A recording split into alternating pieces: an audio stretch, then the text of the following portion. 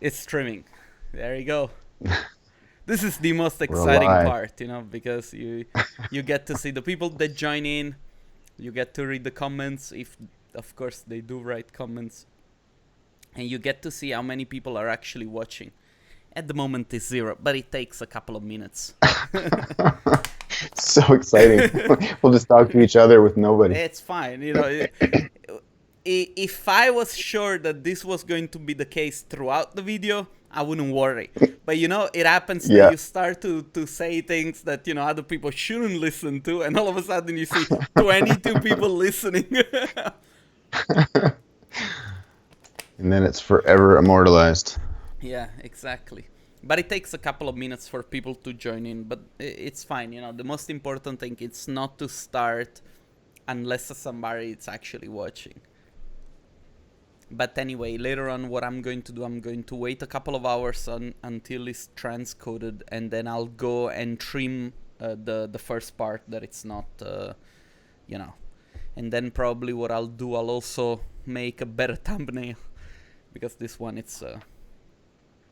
Now, one thing that people should know from home, the moment that they start watching this, is that my wife is in the other room eating a pizza, which is one of the best pizzas in Tel Aviv, and I'm actually sacrificing myself to be here. It's not a. Thanks for taking a bullet there. it's not. It's not a It's not a sacrifice to talk to you, but you get what I'm saying. I knew what you meant. I'm giving you a hard time. Okay, so we're 1 minute in, and all of a sudden 12 people appeared. So I guess there is already. Yeah, they've been listening all this time and it just didn't tell you. They didn't tell us. They were like hiding behind the corner. But it's okay. They know that the first couple of minutes is all about the warm up, and we haven't said anything, guys, yet. So actually, as always, let's test the chat. So we got Pedro, Juan Pablo, Carolina. Okay, hi guys. Very nice to have you. Is the audio good? Because believe it or not, it took us like 17 takes to get the audio right. Yeah, watch. The first comment's going to be like, yeah, no, Fabio, we can't hear you.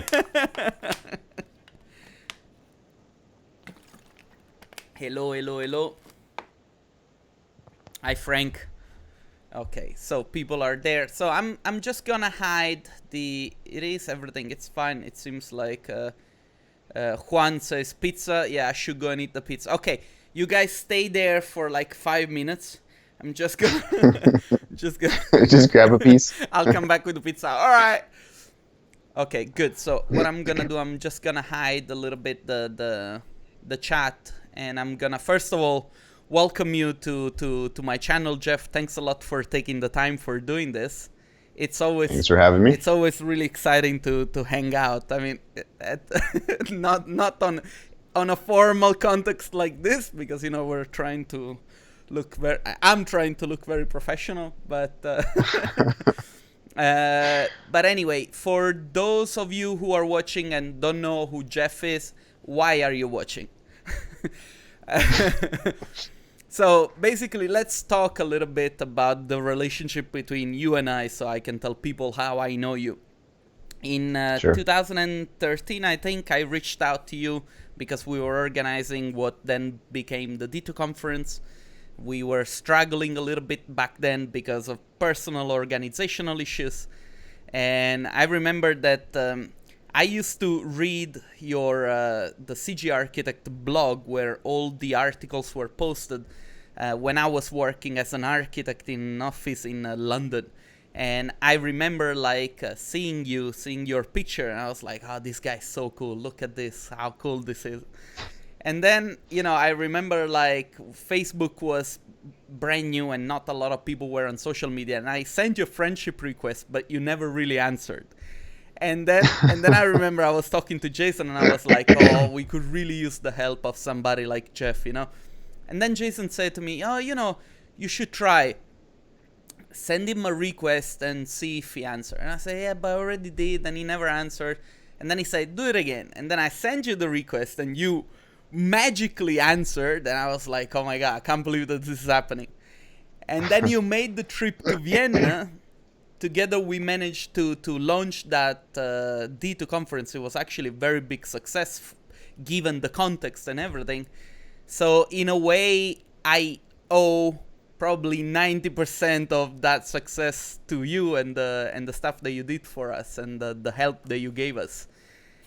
Well, I mean, thank you, but I think you guys did the heavy lifting for sure. But that was really like, it's something that I'll never forget. Like, you know, if and you know, it's not hard for me to imagine how you built your position in the industry, because, you know, the attitude and everything. It's you know, sometimes when I talk to people, I bring your example as a person, because you're a lot more of a doer than a sayer or a talker, you know, like you make stuff happen. And this to me was something that, you know, really influenced me with what I did later on in my life.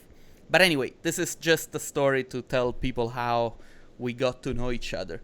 Now, the reason why we're making this video is because I get bombarded daily with questions on, you know, how to be a better artist, how to start your business, how to, you know, where do we get the clues to do our job better?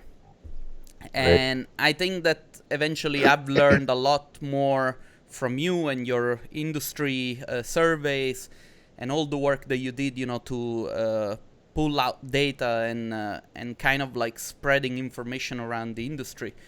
I think you're the only person that does this. There is nobody else that does this kind of work and allows us to really have data with which we can, you know, grow. Yeah, I mean, it's pretty hard to understand an industry if all you see is, you know, what you know. So I kind of taken upon myself to take the collective knowledge of what everybody in our industry is doing and what they're saying, and, you know, sharing that with the industry.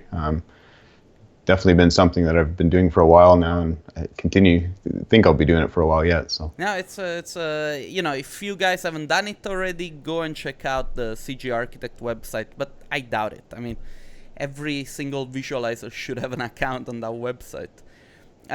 Maybe later we can talk also about future plans that you have for the website. What's gonna happen?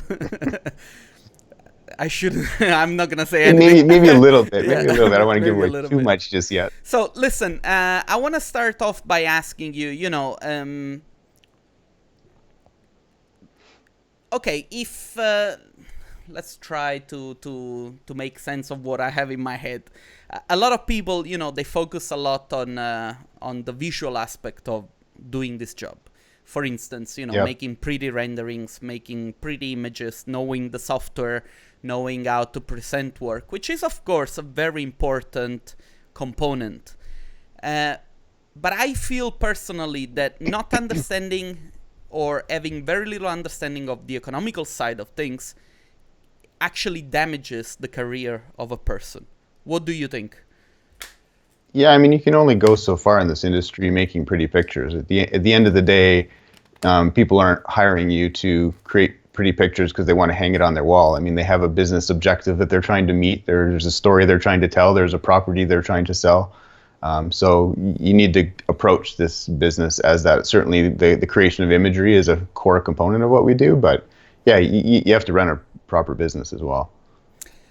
Listen, say that, you know, somebody approaches you asking you for some advice, at least, you know, not to start as a freelancer, but rather get a job in a studio. We talk about this all the time. What are studios looking for when they hire somebody? Yeah, so I had hoped to have that ready today, but didn't quite make it. It'll be out probably tomorrow or Monday. As many people probably know, we're doing a series, Business in ArchViz, and the latest one that we're going to be publishing is on hiring. So in that, we asked, you know, I think it was about 13 of some of the top companies in the industry, what it is that they're looking for in their hires. Obviously, the first thing everybody looks at is your portfolio. So make sure that's in order and you have that sorted out. Make sure the work is in your portfolio is actually yours. I mean, it sounds like an obvious thing, but the number of people I've been told that apply for jobs with the work of the studio they're applying to is shocking, actually. The other one is, this is huge, almost literally every single studio that answered this said personality and attitude is the number two thing. If you don't fit in that studio, or you have an attitude, you're not really going to fit and jive well. Drive, motivation, enthusiasm was something that was also mentioned over and over again between all the companies. Skills kind of came middle, end of the road. I mean, obviously you need to have those, but that's something that can be taught. If your personality isn't good and your portfolio is not good, then you're just not going to be a good fit. There was one studio, it'll be in the interview, but I liked how he broke it down. He said 5 points for personality, 3 points for skill, 2 points for training, and 1 point for experience. So I think that pretty much summed up a lot of what people were saying in their responses. I think that sometimes, sorry if I interrupt you. One of the things I really, I worked at the university, and I realized that when you work in a university, one of the skills that you have to have is to really be as easy to understand as possible, because people come from different backgrounds, from different languages and so on. Communication seems to be very often a very big problem, and people ask themselves why.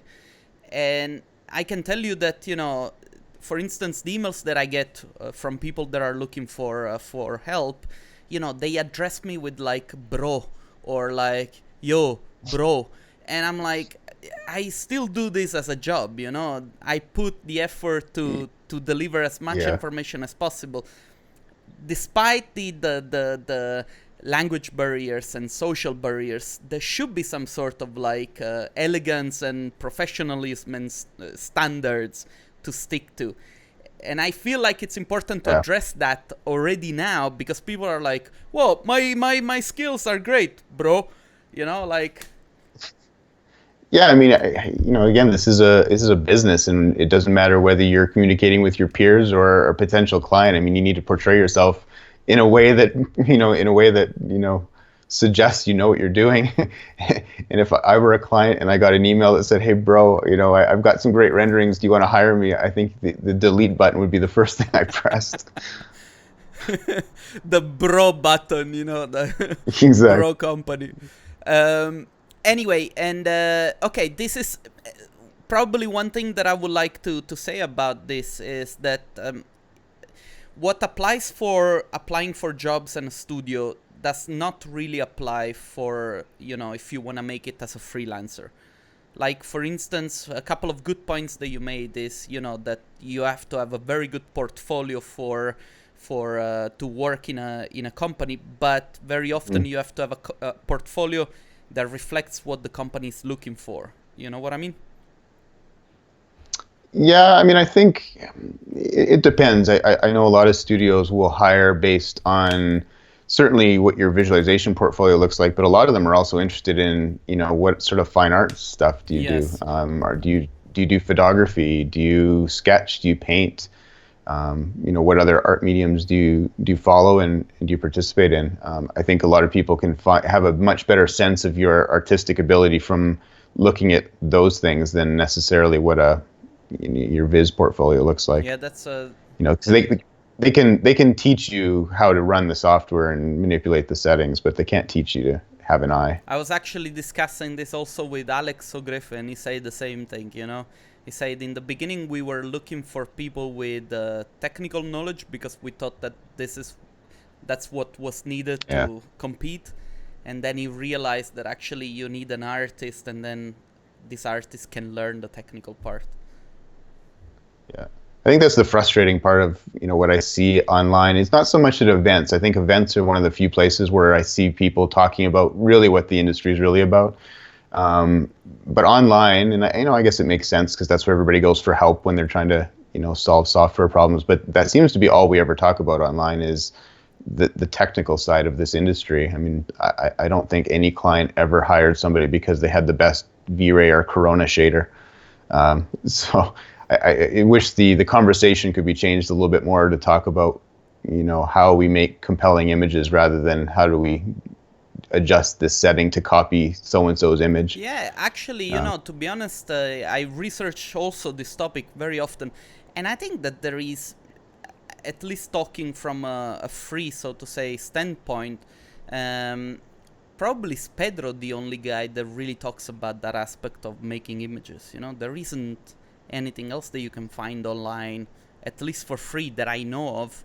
Yeah, I mean, there's a handful of artists out there that that kind of broach the subject, but yeah, it's important. I mean, we can't have one without the other. I mean, I'd argue that within the next 5, 6, 7 years, the technicalities of our industry are going to go away, and I think that's going to have a huge impact on a lot of people if your entire business is built around knowing how to manipulate software. Yeah.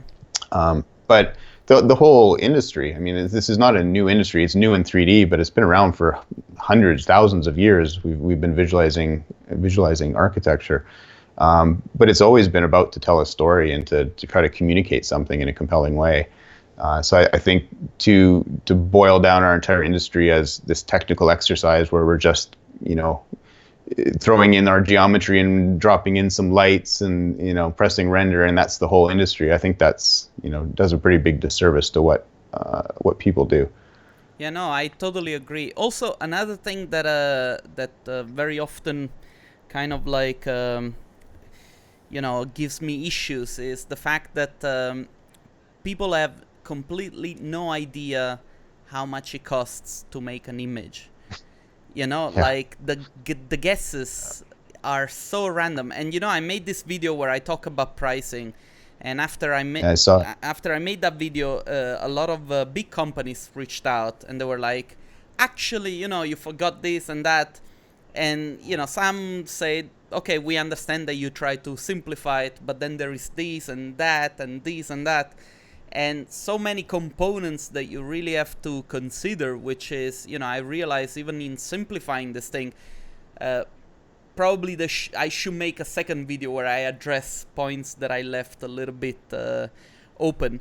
But the thing is that, when you talk about it, especially on social media, you see the statements that some people make, which are absolute statements, like more than 500 euros, nobody will buy your image, Mm-hmm. Like they say things like this. And very often we talked about companies that actually do have business, and they're multi-million companies, and I would like you to talk a little bit about that side of the industry, because I feel that people don't even imagine that there is such a thing happening. Yeah, I mean, I think it doesn't matter what industry you're in, you're going to find people at the top and the bottom and in the middle. I think the people at the bottom that are charging the $500 and $600 an image, while they may live somewhere in the world where that is feasible, that doesn't necessarily mean you have to charge that. There are a number of companies in this industry who are living in parts of the world that arguably they could charge substantially less, but they are savvy enough business people that they realize they don't have to do that. If they're targeting, for example, an architectural firm, obviously they may want to leave a little bit of meat on the table so that they have some margin to mark up the images and make some profit themselves, or a visualization studio if they're targeting them that are then reselling it to somebody else. But I think to undervalue what it is you're offering, especially if you're a talented artist, I don't think helps the industry at all. I think it does much more of a disservice than anything. Yeah, I totally agree. Okay, now I see already a couple of comments coming in. There was okay, first of all, the reason why I told you this is because one of the commentary that I get very often is people that are basically trying to make the switch between architecture and the rendering world, or the world of rendering in architecture. And one of the justifications why they don't go 100% into rendering is because they fear that there will never be the possibility to grow economically, and they say, no, only architecture can get you to the point where you are going to be recognized as an architect. And on one end I understand it, because there is a lot of people that do this job, architects. There are a lot of awards. This is one of the things that I would like to talk to you about also later, about the CG Architects Awards, what they do and why they exist. But I don't think this is true. It's not like architecture is the only way for you to become wealthy. I mean, if that's your goal. I think if your goal is to be wealthy, you probably should have chosen a completely different field, because it's not going to happen in architecture. There's a lot of people. I mean, obviously the people that started in architecture that decided to go to Viz, at least some of that was based on being able to practice architecture and actually do the visual component of things and be able to do that earlier in their career. A lot of times in architecture, you've got to slog it out for 10 years before you can really move up the ranks and whatnot. But I think, there's a balance. There's some people that leave architecture entirely. They obviously still get to practice it through their visualization. There's some that split their time within architectural firms as designers and visualizers. There's some that have gone over to Viz 100% and then have decided later on that they would rather go back to design, and they quit Viz altogether and go back into the architecture side of things. So yeah. I think it spans the gamut. I think it happened to Vionics, if I don't mistake. I heard something vaguely around that. I don't know the exact details. I think also, but I cannot vouch for it. Anyway, listen, let's just switch to tonight's topic, which, basically give a little bit of advice to especially young freelance ArchViz artists. Looking at doing this profession, what would be the first thing that you would feel like suggesting? Well, I mean, obviously you need to, know the tools and have an eye for creating visualizations. I mean, that's kind of the two key things of getting into the industry. If that's a route you want to choose, I mean, I think also something that's often not spoken about in our industry is the business side of things. If you're going to do this professionally, you need to make money, and if you're going to do that, you need to treat what you're doing as a business. Every business has their nuances, but as a whole, there's not a whole lot of difference between businesses, between industries. The core fundamentals of what makes a successful business and how you do certain things is very similar between verticals across the world. So there's tons of resources out there to learn how to price, how to do contracts, how to approach clients, how to do pitching, how to negotiate contracts. All of these things are hugely valuable skills if you want to succeed and last long term in this industry. Yeah. One of the things that I was discussing with an artist, not only one artist, but with a few artists in the last few months, was this idea that, freelancers should always be considered as some sort of like in-between stages, that you can do it only for a given amount of time, but always with a plan in mind to either expand into a specific, kind of service or grow as a company. Because eventually what happens is that your work should only be about producing value. All the tasks that could be automated or could be like, what do you say when you give them to somebody else, delegated, should be delegated, because otherwise if you end up wasting too much time doing all of that together, then you're gonna find yourself behind, especially because of the evolution of the technology that it's involved, all those things. What is your thought? I mean, as a freelancer, there's only so much you can do, obviously, meaning you have to allocate some percentage of your time to overhead and managing the business side of things and getting new clients and, upgrading your hardware, building machines, whatever it is you want to do at that time. But yeah, I mean, there's only so much you can do with that time. And if you want to grow bigger, you're going to have to hire staff or work longer hours and burn yourself out. One thing that it's I have from your notes that it's very important is not to sell a commodity. Yeah, I find, especially, you kind of alluded to it earlier when talking about people that are selling $500 and $600 images. At that price, that's all you're doing is selling a commodity. You're not selling a service. You're not providing value. Somebody's coming to you because they need a quick and dirty image and they're looking for the cheapest possible thing. Then there's always going to be clients out there for that sort of thing. But if you want to last longer term, I don't think that that's a particularly sustainable part of the industry to exist in. You need to provide a service. You need to think about, what are the clients out there looking for? Yes, they are looking for an image, but they're trying to sell something. You need to create a compelling image, or maybe, as you grow bigger in this industry, you start to see people evolve into more creative agencies. So now you're talking about building out an entire marketing campaign that includes everything from interactives and site installations, websites, brochures, branding, visualizations, photography, all of these things. I mean, that's obviously not something as a freelancer you're likely to be able to handle all of that on your own. But the big companies in this industry, the ones that are making 10, 15, $20 million a year, have all evolved into an agency type structure. Repeat that number. Yeah. I mean, I think some people are surprised to learn, but I mean, there are companies in this industry that do make 10 to $20 million a year.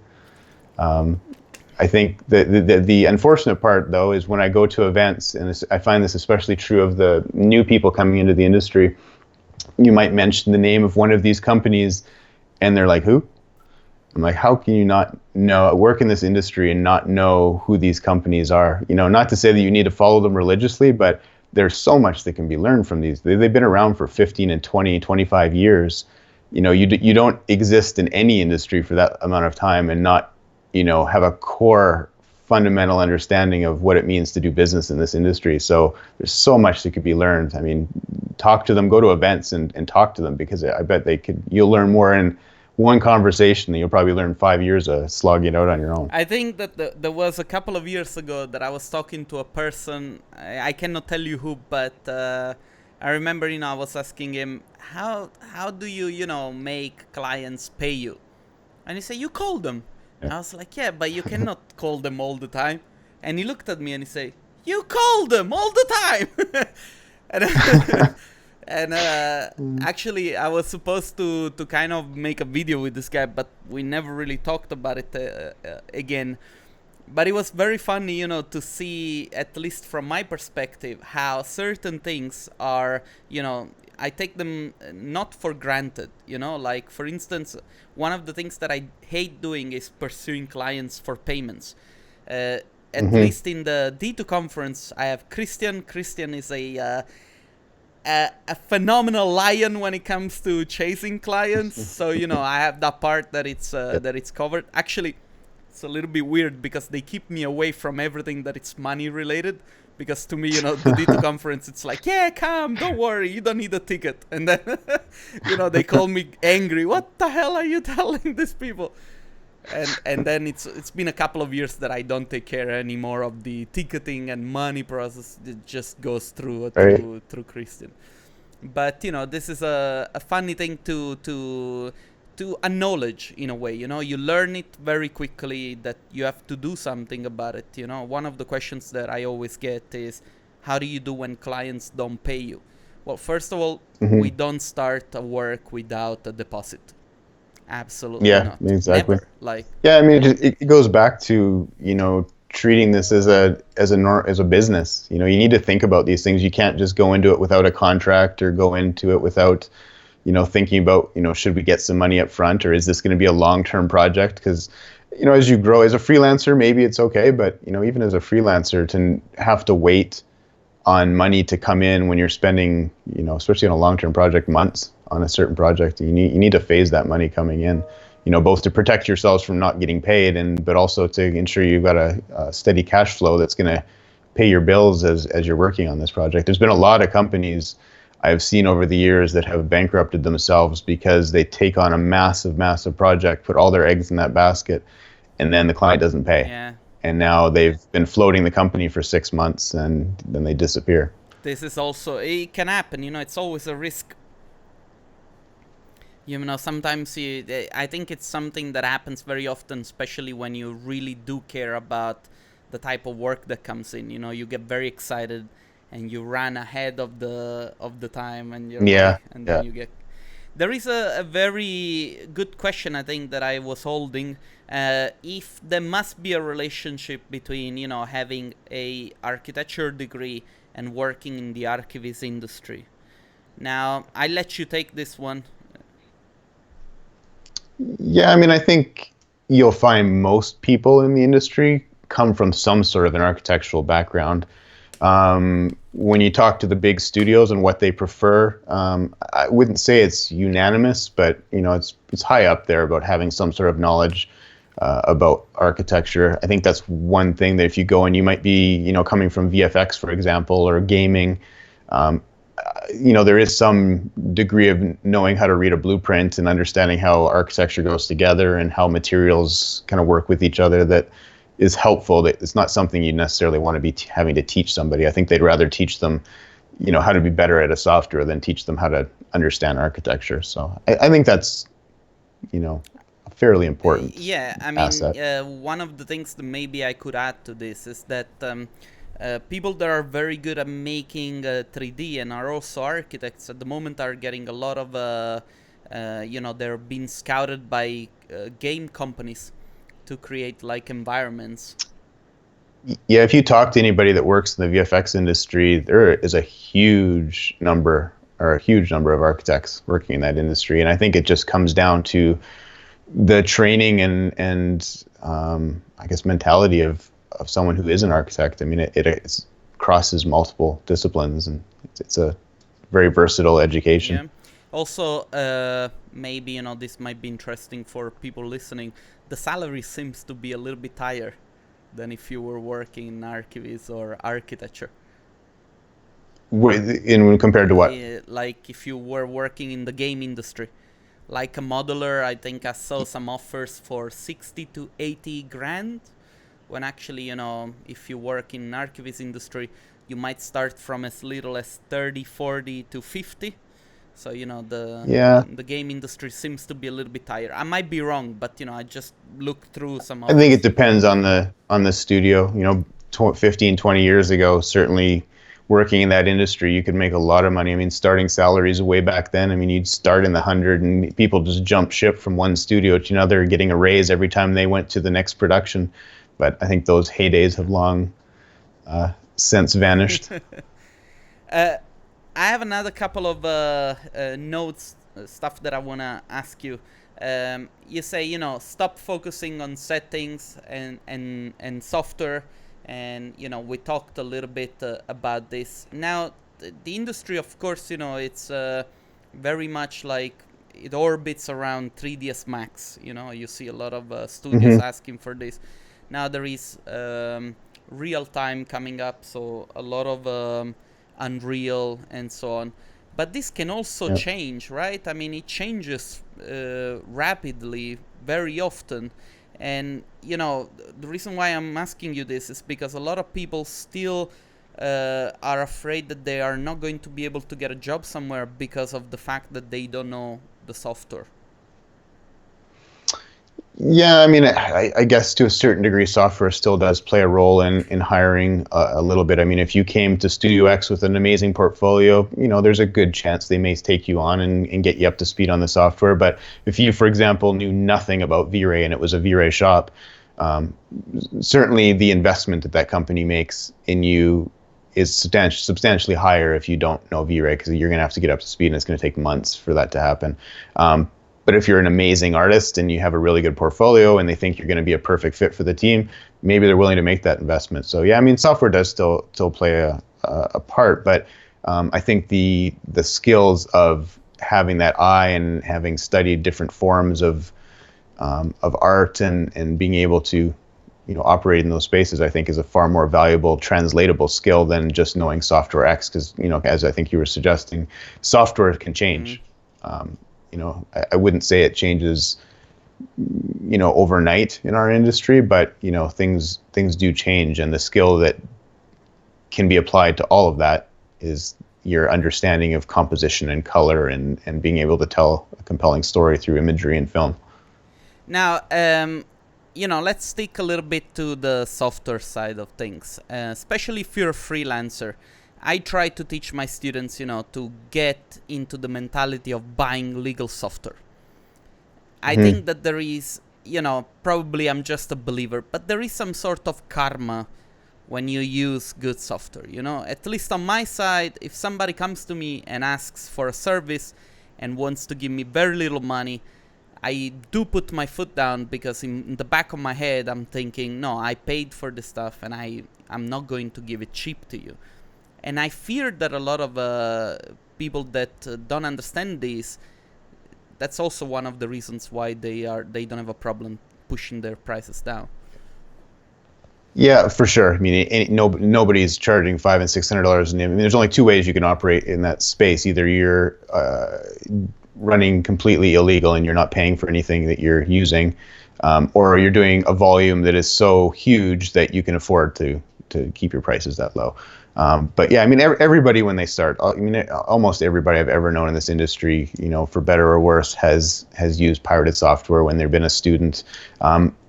Back in the day, I mean, that made a little bit more sense, I guess, because the price of software, even for students, was still pretty high.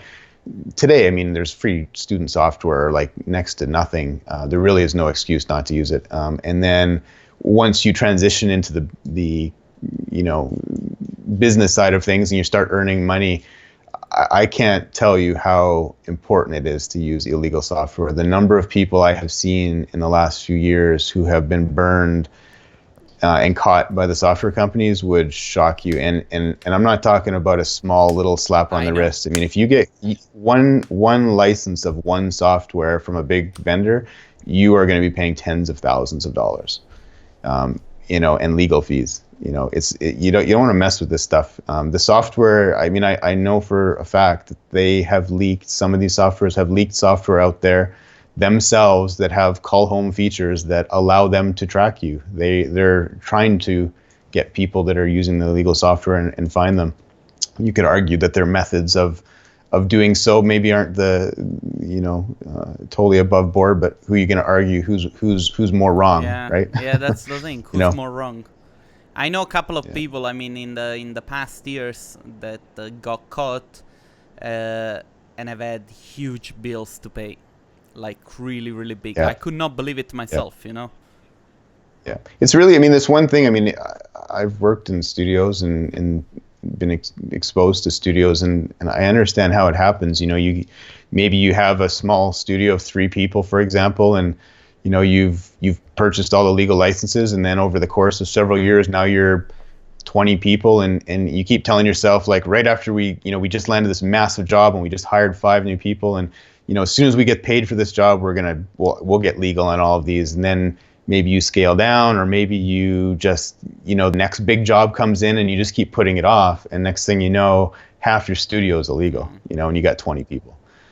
You know, if you don't pay attention to that stuff and you don't keep on top of it, it's really easy to defer it, and then it becomes, rather than a little payment at the time, now it becomes this massive payment up front you've got to drop. So. You wrote a very cool point that I kind of see where it could go, but you know, don't use the excuse of a low client budget to make bad work. Yeah, I hear this a lot. You know, people, you know, say, well, I couldn't make it as nice as I wanted to because I didn't have the time, or I didn't have the client, you know, didn't let me do it. You know, certainly the client's going to make you do things that you don't think are artistically correct and are going to compromise your vision.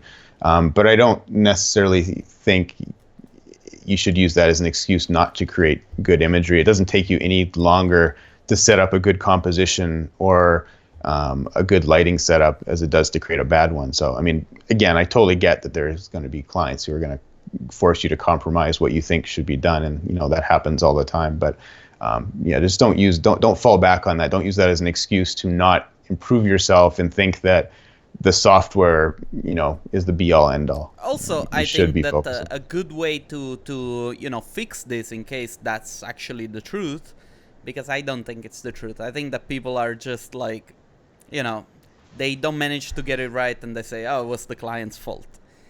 Well, yeah.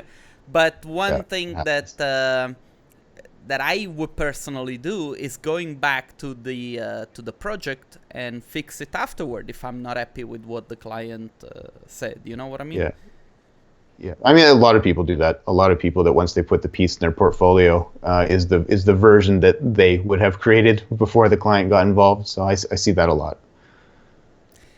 In fact, the 3D Awards even has a category specifically, you know, rules specifically around how that's treated. So. Okay, now that you mentioned it, basically one of the things that I would like to thank you again for is, the CG Architect Awards, and I thank you on behalf of the community, because what people very often fail to realize, and I've realized that they fail to realize this, especially after what happened last year with people trying to rip off the image of the CG Architect Awards, is that you kind of gave something for people to be recognized in, for their ability of making outstanding work. And what people actually fail to understand is that what the conference do, what the awards do, what all these things coming together do, is give a little bit of credibility to the work and to the career of people from the industry. You know what I mean? Yeah, I mean, the awards were always started as a platform to try to, find the unknown artists and recognize them, and hopefully get them the exposure to progress in the industry. And I think we've succeeded in that. I mean, I've heard lots of stories over the years of people's careers that have launched off the back of being nominated or winning, or have, progressed, to a higher position or to a different company that they've always wanted to work for. I mean, I know for sure that quite a few of the winners have started out at some pretty big studios. Yeah. Oh, I know that. And actually, this is one of the most exciting thing, at least to me, to see, because we have had the chance to host the awards during the Dito conference. So in a way, I like to tell people that come to this conference that those who come, they are actually, in a good, they have a good chance to get a job. But the truth is that, a lot of this work is done by the fact that you host these awards, which are an amazing event eventually. You see like the excitement of the people receiving these prizes, and very often they're so sweaty and shaking. Yeah, and it's always I fun. shake their hands, and it's like you really see how proud they are of the work they've done. So, once again, I should thank you for doing this, because this is something that really, it changes people's life, and I see it. There is a friend of mine, Lucia, that got the job at D-Box before she was working, Lucia Frascerra. That she was working. Yeah, she just started at Cityscape now. Oh yeah, she got a new job. I talked to her recently. Then of course, now we're talking about it, but among your notes on how to be a better freelancer, you say to attend industry events. Any specific points?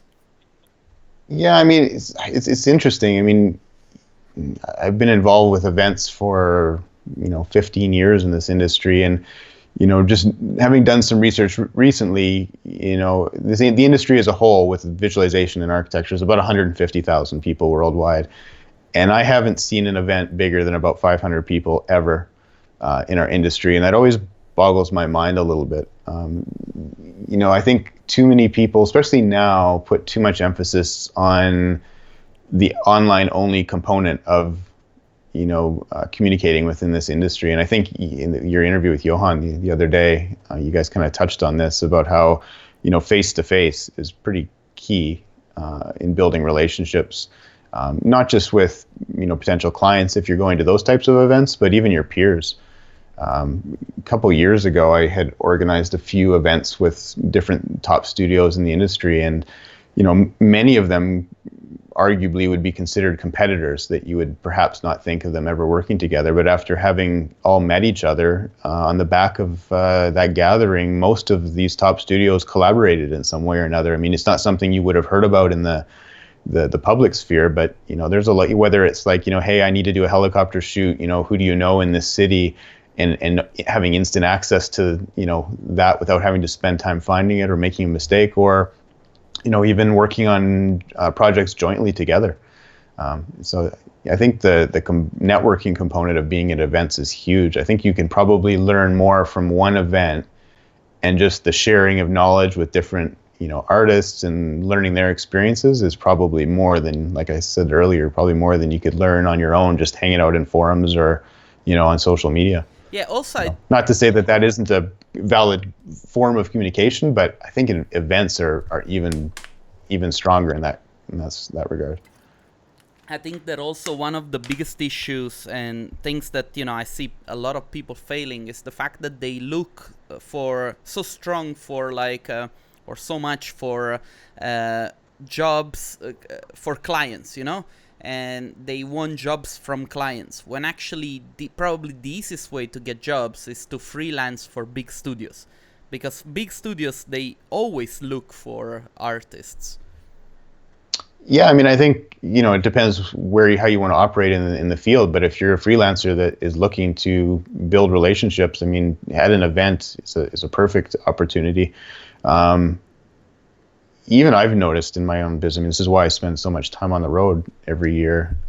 I don't think probably 90% of the business I've done in the last 17 years has been a result of long-term relationships that have been curated through face-to-face meetings I've had. I mean, the last couple of years I've been, when these big contracting jobs or whatnot come in, and I think back, how did this come in? Like, it wasn't, somebody that sent me an email and, I got this big job. I think back, I mean, it was literally conversations that I had with these same people or groups of people or companies over the course of 4, 5, 6 years that culminated to a point where they now trust you enough to handle their project that they want you to do. And that's no different in visualization. I mean, if you want to, be at industry events and meet people that are going to hire freelancers, I mean, I'd rather personally hire somebody I know face to face than somebody I've only met online or I'm calling blind through a website contact. The same applies to going to,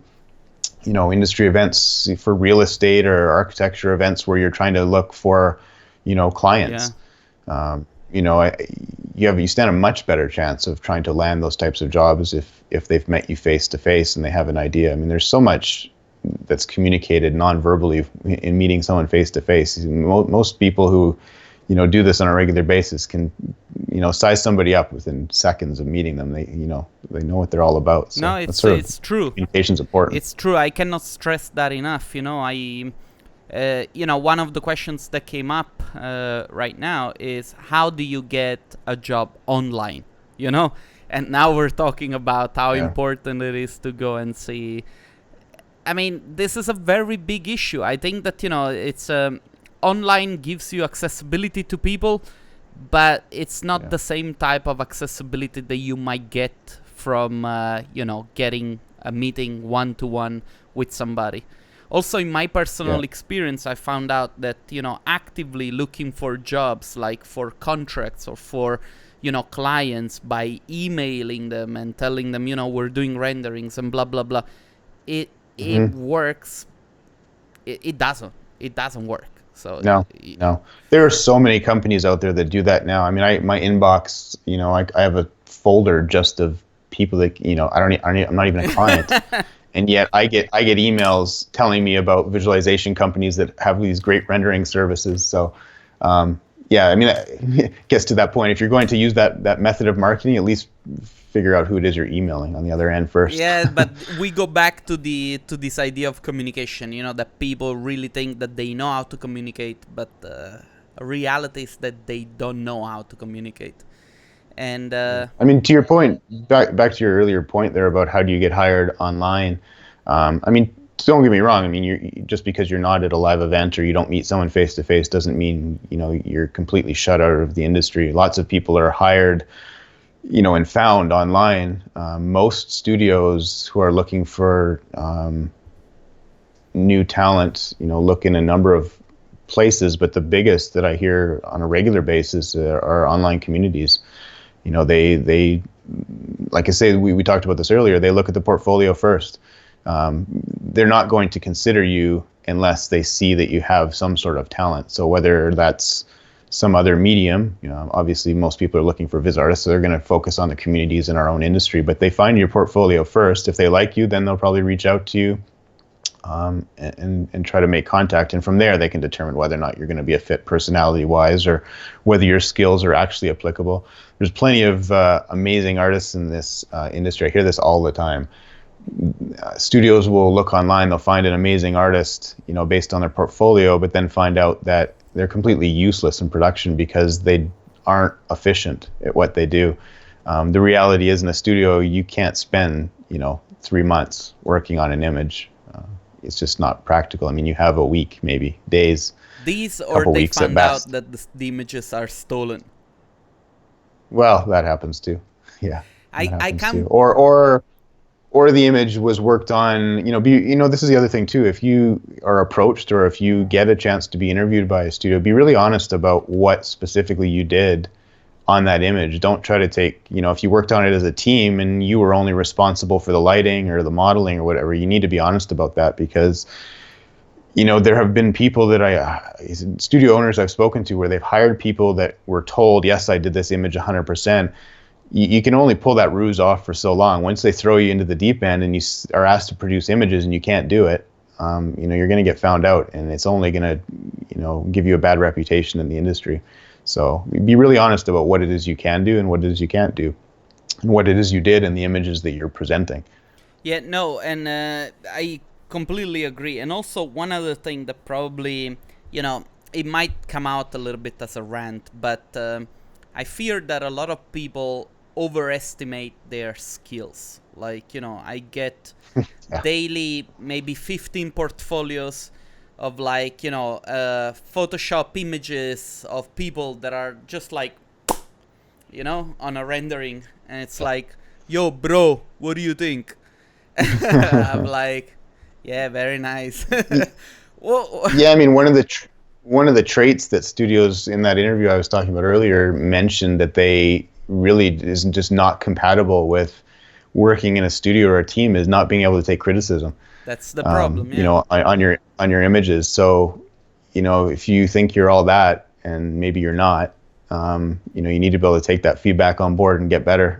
If you just think, I'm all that and nobody's going to tell me otherwise, you better stick to freelancing, because you're never gonna make it with a studio. Yeah, this is also like I feel like somebody should address this issue. Like there should be some sort of like chat or interview or whatever, something big that everybody sees, because I'm really afraid of the fact that people overestimate themselves. Like, this is becoming increasingly a tendency, especially amongst the youngest designers, and I don't understand why. Don't get me wrong, I'm not saying that everybody's doing it, but a lot of people, they bluntly accuse you when you tell them, oh, maybe you should change that, or you should look into this. Yeah. They're like, no, you don't know what you're talking about. And I'm like, okay, maybe you're right. I don't know what I'm talking about. But I've seen enough renderings to tell you,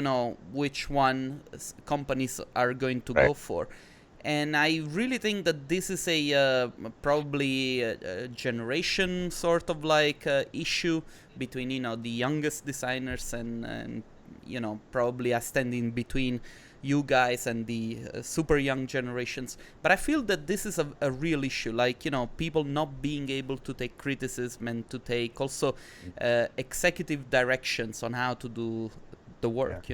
I think the problem is probably not just isolated to new people in the industry. I mean, I think it's in a different capacity. When you're new, you've worked really hard and you've put together this portfolio, and it's hard to hear that maybe you're not as good as you think you are. But you also, at the other extreme, you get people that have been in the industry for a long time that tend to can get these prima donna attitudes, and that's just as bad. I mean, again, in a studio environment, nobody wants to be working with somebody who thinks they're better than everybody else, or doesn't think that their work can be improved. No, absolutely. And I have a couple of people that I'm currently consulting, which basically have this exact issue, that their workflow has been always very raw render, a lot of Photoshop, and now they're kind of struggling keeping up with like certain types of clients where you need to make a lot of modifications, and a lot of people are asking for it's not necessarily that they don't want to pay you, but if you have to do 10 interior images and what it's 90% Photoshop because you did not learn how to make proper materials 10 years ago, and how to work with V-Ray, whatever other software, now they're struggling with that. And the problem that I'm finding myself dealing with is that if I do tell them that they should learn how to, translate their workflow into full 3D, they say that it's not necessary. Yeah. Yeah, I mean, that's a problem, and it kind of alludes back to what I said earlier about studios finding really good artists that aren't ready for production or aren't usable in production. And a lot of it stems to there's a wealth of information out there on learning how to use these softwares and what settings to use and all of these things. I mean, fortunately, this is somewhat going away now, but just because it's on the internet doesn't, like many things that are on the internet, doesn't necessarily make it right or mean this is the best way to do it. So, yes, you could have this image, but if it takes 16 hours to render because you've just cranked all the settings or whatever it is you've done, it's not useful. So I think there's a lot of knowledge out there on the internet that's just bad advice.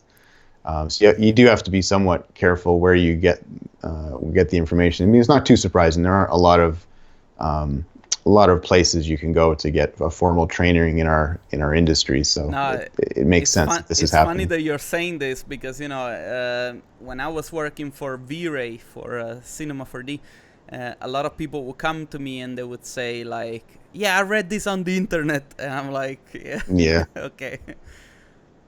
Yeah, it's I guess it is just one other thing. Anyway, I'm trying to go through all the comments and the things that people are writing. One thing that I really like, I know that you cannot see it, but people are trying to get in touch with each other, and they're what do you say, like connecting. And I find it cool, it's good that they're taking the initiative and they're talking to each other, because this is the kind of activities that I would like to facilitate myself by doing this, and also I want to take the chance, to ask them if they have any questions that I should ask to you. So give them a couple of minutes for the voice to go through so that they can write, and we'll see. I'm just going to read a couple of the things that people write. Okay, so Lasse says, "Fabio, don't blame everything on the millennials." Well, technically, you might be one. Exactly. A couple of years behind, but what else? Let's see. Houses.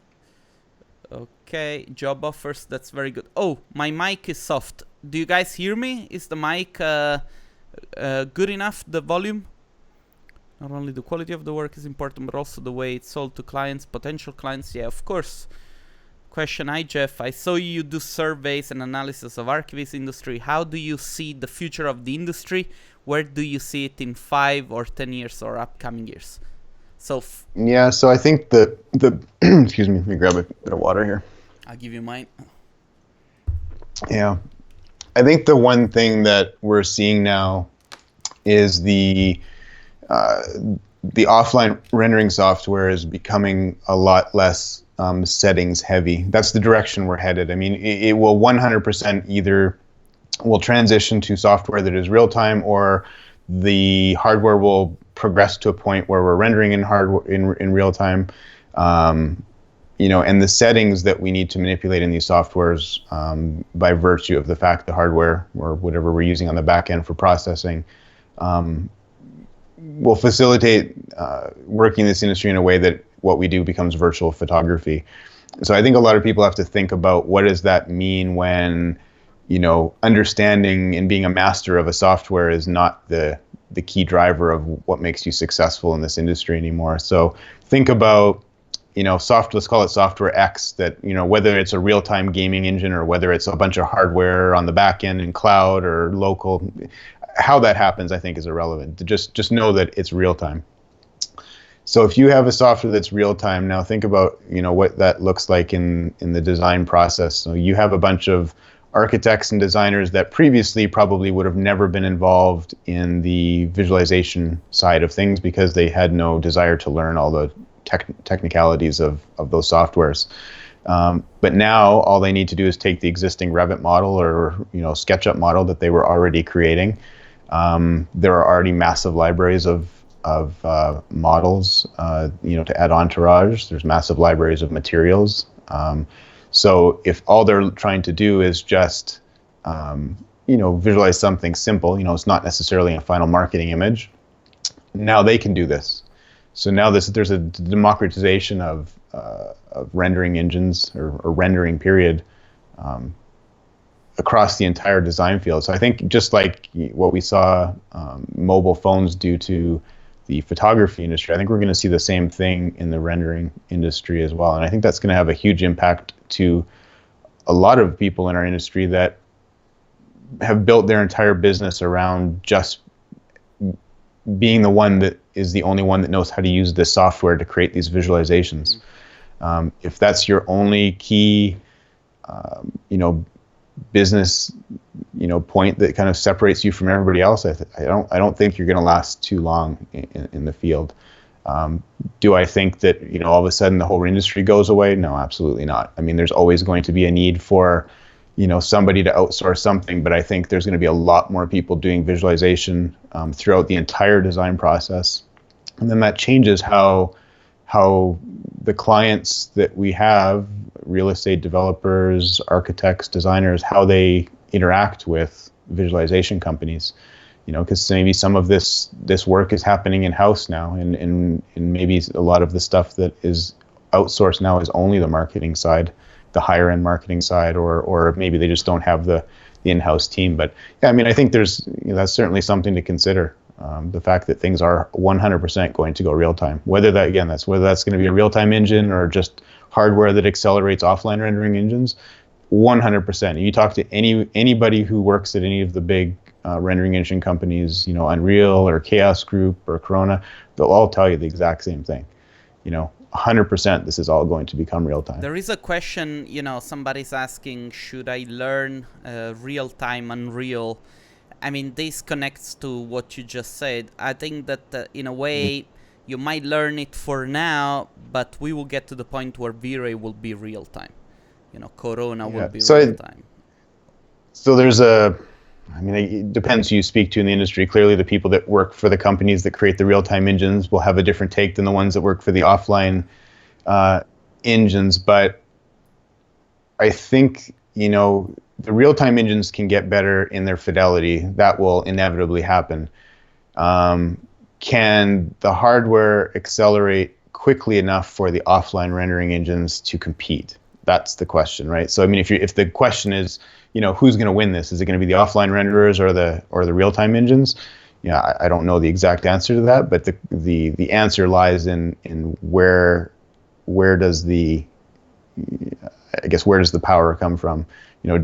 Do the real-time engines get more fidelity, more photoreal quicker than hardware on the back end can speed up an offline render? So, yeah. Dude, listen, I know that you have to go soon. Oh, sorry, this is how I talk to you in private. Sorry, Jeff. I did not call him dude. I say, that was French. Jeff, listen, I know that you have to go. There is one more question. Okay, sure. No, there is no question. It was just a comment. But anyway, yeah, we're already 1 hour in. I just wanted to thank you very much for the time that you took for on behalf of the community. I am pretty sure that people will get something of value out of this. I really hope so. I know that I do all the time. Every time that we talk, I go my way thinking, oh God, Jeff really knows his stuff. And I find it always very inspiring when we spend time chatting online and when we do things like this. And I hope that people on the other side of the YouTube will feel the same way. I just want to thank you again for doing this. I'm gonna stop the streaming. Don't go anywhere. I'm gonna say goodbye to you, and then I'm gonna finalize the video, put it online, and whoever missed the live can see it later in what do you call it when you watch it afterward? Streaming. Yeah, there you go. Yeah, I'm tired, man. It's yeah, thanks for having me, Fabio. I really appreciate it, and you know, what you're doing for the community here is pretty awesome. I mean, there's not a ton of people that, you know, take it upon themselves to do good things for this industry and try to build a better industry. So kudos to you for that. Thank you very much. This is coming from you. It's an honor. It's like you made me a samurai. I'm gonna stop the streaming. Thanks a lot for watching, guys, and I will see you hopefully next week with a brand new video.